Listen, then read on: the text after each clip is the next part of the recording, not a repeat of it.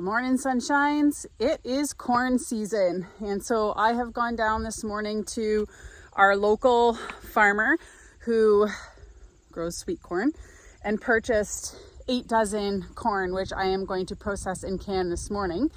It is pretty labor intensive, but totally worth it. So this year I'm going to can enough for 2 years, so 8 dozen should do it, and if I need more I'll go get more, but we should be okay. Look at how beautiful this corn is. It's so beautiful. Oh, it's gonna be so tasty. Anyhow, so I'm just gonna get to peeling all of these cobs. Then we need to blanch them for 3 minutes, cut the kernels from the cobs and put them into jars, and I'll bring you along for the process and explain what I'm doing and what tools you need to do it.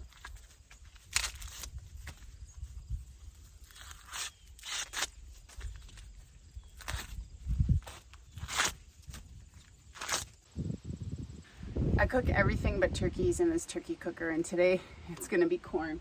So let's get this thing fired up and bring it to a boil. The next step of the process is to blanch the corn for 3 minutes. So I'm gonna fill my basket and put it in the pot and time it for 3 minutes. Just lower it slowly into the water.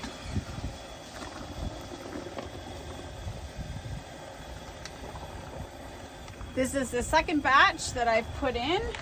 It's boiled or blanched for 3 minutes, and now I'm just going to transfer the corn to a pot.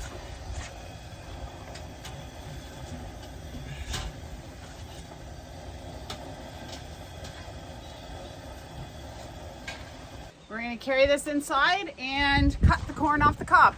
We're going to be doing the cold pack method for pressure canning the corn today. So there is no rush for me to get the kernels off the cob or to heat them up before. We're going to top them up with boiling water, and then we're going to add a little bit of salt, maybe like a 1/4 teaspoon of salt to each pint. So I'm just going to start cutting the kernels off the cob. One of the things you have to be careful of is that you don't cut right into the cob. I will put the link to the National Center for Home Food Preservation site that I use to can the corn, so that if you're interested, you can do the same. Let's get to cutting the kernels off. This is a little trick I think I saw somebody else use. I also saw someone use an old bunt pan with the hole in the center to push the corn through, but depending on the size of the cob that you have, that won't work. So I use the old knife method still.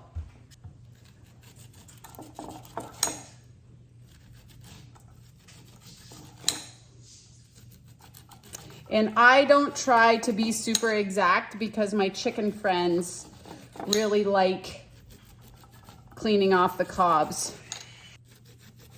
Maybe an electric knife would work. Brian has one of those for filleting fish. That might work. So we have some guests here this weekend. It's not even a weekend. No. We have some guests here today. My sister and brother-in-law came for a visit, and so it was perfect timing, just in time to cut all the kernels off the cob. And as you can not see, all the kernels. Instead of going to the chickens, Brian's helping us out cleaning the cobs. So we're getting our money's worth with this corn. Now I'm just going to fill all of the jars to 1-inch headspace with the corn.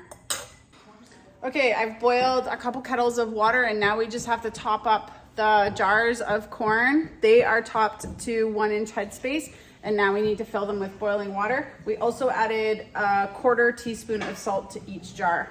Then we're going to wipe the rims, put our lids on, and get them into the canner.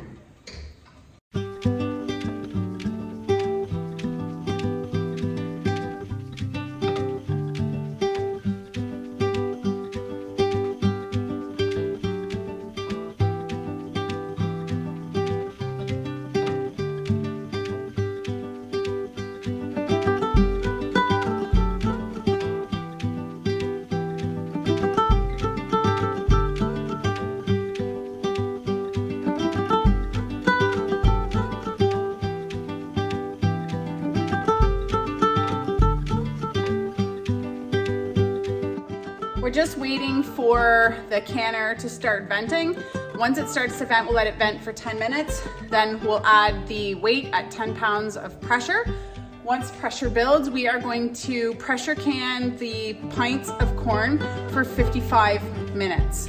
I will link again, like I said, the National Center for Home Food Preservation link below so that you can see the instructions that I use to can the corn.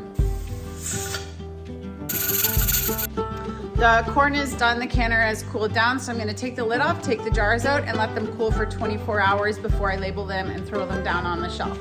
I highly suggest, if you like summer corn, that you take the time, if you have a pressure canner or you know someone that does, to pressure can yourself up some canned corn for the winter. Thanks for watching, everyone. Have a great day, and we'll see you next time.